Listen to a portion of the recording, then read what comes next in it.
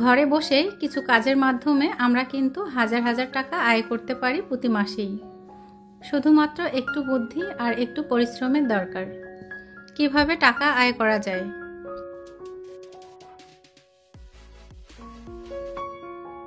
আসসালামু আলাইকুম, আমি আয়েশা সিদ্দিকা। আয়েশা ব্লগ ভেঞ্চার চ্যানেলে আপনাদের সবাইকে স্বাগত জানাই। আজকে আরেকটি নতুন ভিডিও আপনাদের সঙ্গে শেয়ার করছি। যারা আমার আজকের ভিডিওটি দেখা শুরু করেছেন, প্লিজ একটা লাইক দিয়ে পুরো ভিডিওর সঙ্গে থাকবেন। আশা করি ভিডিওর কোনো অংশ আপনাদের ভালো লেগে যেতে পারে। হেল্পিং হ্যান্ড ছাড়াই ঘড়ি ধরে সবগুলো কাজ একা হাতে গুছিয়ে নিতে হয়, যার জন্য কিন্তু সকাল থেকেই আমি কাজগুলো গুছিয়ে নেওয়া শুরু করি। এর মাঝে কিন্তু আমার ছেলের এক্সাম চলছে। আমার মেয়ে আঙ্গুর খেতে অনেক বেশি পছন্দ করে, আর এই আঙ্গুরগুলো একটু অন্যরকম আর মিষ্টি ছিল কিন্তু অনেক বেশি। তো ওর বাবা বলল যে এগুলো হচ্ছে ইরানি আঙ্গুর, বাজারে প্রথম পেয়েছে, নিয়ে এসেছে। হয়তোবা আপনারা এর আগেও দেখেছেন, খেয়েছেন। তো যেহেতু আমাদের ফার্স্ট টাইম নিয়ে এসেছে, তো মেয়ে কিন্তু খেতে অনেক বেশি পছন্দ করেছে। আর ও অনেক সকাল সকাল ঘুম থেকে উঠে ওর জন্য একটা ডিম সিদ্ধ করে দিয়েছিলাম। তো সিদ্ধ ডিম খাওয়ার পর কিন্তু ও বলছে যে আঙ্গুর খাবে। তারপর কিছুটা সময় আঙ্গুর ভিজিয়ে রেখে ধুয়ে তারপর দিয়েছিলাম।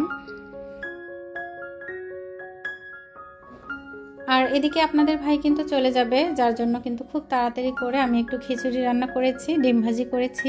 আর খিচুড়ির সঙ্গে কিন্তু এই যে পেঁয়াজ মরিচের ভর্তাটা খেতে অনেক বেশি পছন্দ করে, তো এটাও রেডি করে নিচ্ছি। এটাই ছিল আমাদের আজকের সকালের খাবার। তো একটু করে আপনাদের সঙ্গে ভিডিওতে শেয়ার করলাম। বাসায় যখন কাজের লোক থাকেন তখন কিন্তু কাজে একটু অলসতা হয়, মনে হয় যে কাজের লোক আছে, যখন আসবে তখন কাজগুলো গুছিয়ে করা যাবে একসঙ্গে। আর যখন কাজের লোক থাকে না তখন কিন্তু মাথায় একটা টেনশন থেকেই যায়, যেহেতু নিজের কাজ নিজেকে করতেই হবে। যতটা তাড়াতাড়ি সম্ভব কাজগুলো আমি গুছিয়ে করার চেষ্টা করি।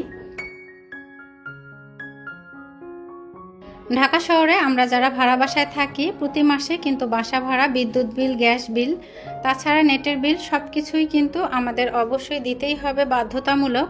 সেক্ষেত্রে কিন্তু আমাদের অনেকটা বুদ্ধি করে চলা দরকার।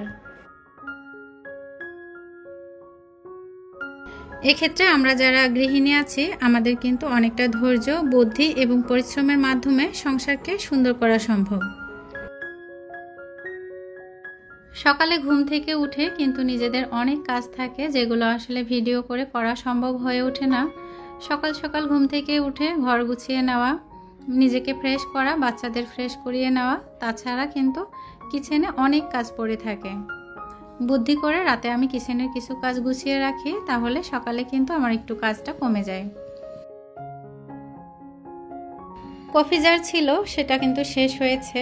যাই হোক, একদম কফির মিনি প্যাকেট বাসায় ছিল, ছেলে মেয়েকে একটু বানিয়ে দিব। বাচ্চাদের আসলে খুব বেশি কড়া কফি না দিয়ে হালকা করে দেওয়াই ভালো। এই তো সামান্য পরিমাণে চিনি দিয়েছি আর একটু গুঁড়া দুধ দিয়ে কফি মিশিয়ে দিচ্ছি। যেহেতু দুই ভাই বোন পড়তে বসেছে, একটু কফি খেলে কিন্তু অনেকটা ফ্রেশ লাগবে। 1 কাপ গরম কফি বড়দের যেমন মাইন্ড ফ্রেশ রাখে, কাজের গতি বাড়িয়ে দেয়, সেরকম বাচ্চাদের দিলে বাচ্চাদের কিন্তু ব্রেনটা অনেক বেশি শার্প হয়, তাছাড়া তাদের পড়ার কিন্তু অনেক বেশি মনোযোগ হয়। আমার মেয়ে মাশাআল্লাহ একটু একটু করে লেখা শিখছে, ওকেও কিন্তু সময় দিতে হয়। ছেলে ক্লাস 4-এ পড়ে, ছেলেকেও কিন্তু সময় দিতে হয়, যেহেতু এক্সাম চলছে, ওর অনেকটা পড়ালেখার প্রতি আমাকে সময় দিতে হয়।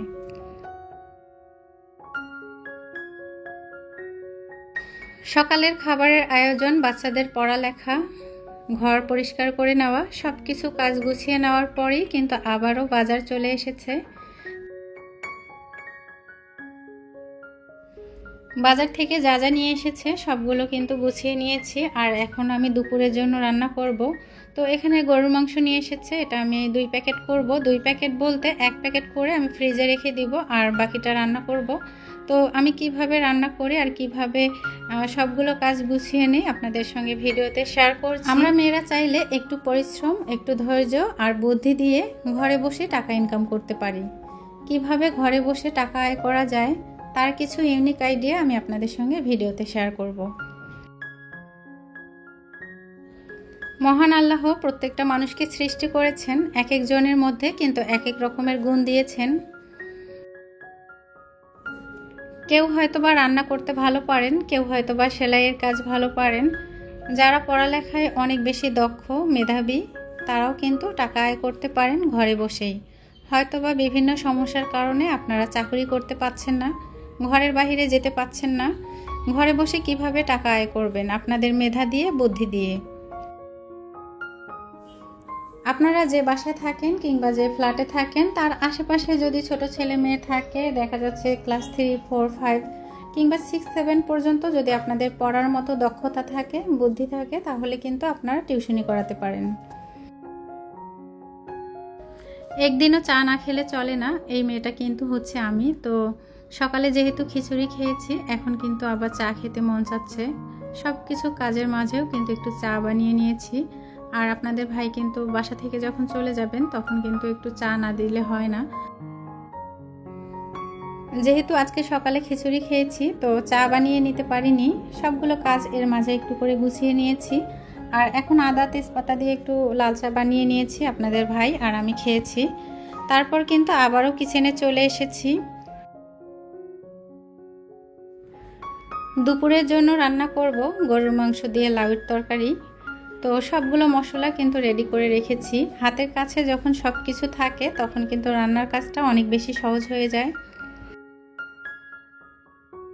আমার মতো হেল্পিং হ্যান্ড ছাড়া যারা কাজ করেন তারা কিন্তু একটু বুদ্ধি করে অবশ্যই চলতে হবে, তা না হলে কিন্তু পুরো দিনে কাজ করেও কিন্তু কাজ শেষ করা সম্ভব হবে না।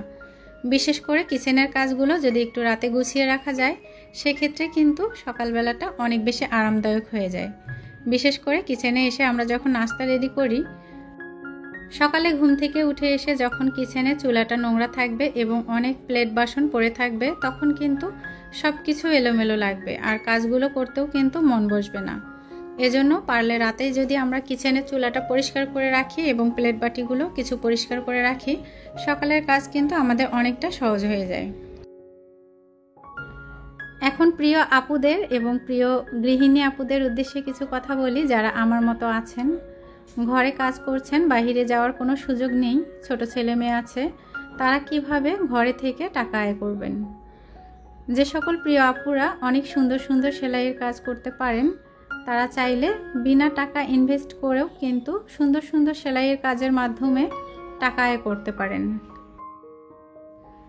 অল্প কিছু টাকা ইনভেস্ট করে কিছু কাপড় কিনে নিয়ে এসে ঘরে থেকে বিক্রি করেও কিন্তু টাকা ইনকাম করা সম্ভব। একটা পেজ খুলে নিয়ে আপনারা যদি কিছু 3 পিস বিক্রি করতে পারেন কিংবা বেডশিট, এখান থেকেও কিন্তু অনেকটা টাকা আয় করা সম্ভব। যে সকল প্রিয় আপুরা অনেক সুন্দর সুন্দর কেক বানাতে পারেন, পিঠা বানাতে পারেন এবং অনেক মজার মজার রান্না করতে পারেন, একটা পেজ খুলে কিন্তু অর্ডার নিয়েও সেখানে কিন্তু আপনারা সেল করতে পারেন।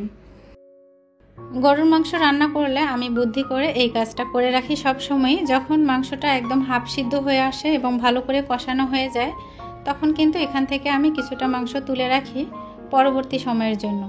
এই মাংসটা দিয়ে কিন্তু আমি খিচুড়ি রান্না করে ফেলি কিংবা ছেলে মেয়ের জন্য আলাদা করে রেখে দিই। সবগুলো মাংসের তরকারি যদি রান্না করা হয় সবগুলোই কিন্তু শেষ হয়ে যাবে। তো এক বাটি তরকারি যদি বুদ্ধি করে তুলে রাখা যায়, পরবর্তী সময়ে এটাতে কিন্তু আলু কিংবা অন্যান্য কোনো ভেজিটেবল মিক্সড করে একবেলার তরকারি কিন্তু নিমেষেই হয়ে যায়। আমরা যারা মধ্যবিত্ত পরিবারের গৃহিণী আছি, খুব ভালোভাবে চলার জন্য কিন্তু আমাদের অনেকটা বুদ্ধি থাকা দরকার এবং অনেকটা ধৈর্য থাকা দরকার। ধৈর্য এবং বুদ্ধি দিয়ে কিন্তু আমাদের সংসারটা অনেক সুন্দর করা সম্ভব। যে সকল প্রিয় আপু ভাইয়ারা আমার ভিডিও কন্টিনিউ দেখেন এবং সুন্দর সুন্দর কমেন্টের মাধ্যমে আমাকে কাজে উৎসাহিত করছেন, তাদের জন্য মন থেকে অনেক ভালোবাসা এবং দোয়া রইল। আজকে প্রথম যারা আমার চ্যানেলে ভিজিট করেছেন, চাইলে ভালোবেসে চ্যানেলটি সাবস্ক্রাইব করে আমার পাশে থাকতে পারেন।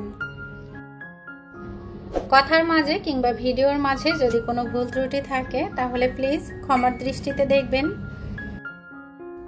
তালের রস আর ময়দা দিয়ে কিন্তু এরকম ফুলকো একটা পিঠা তৈরি করেছি বিকেলের নাস্তার জন্য। যেহেতু এরকম পিঠা রেসিপি আমি ভিডিওতে শেয়ার করেছিলাম, যার জন্য আজকে আর শেয়ার করলাম না।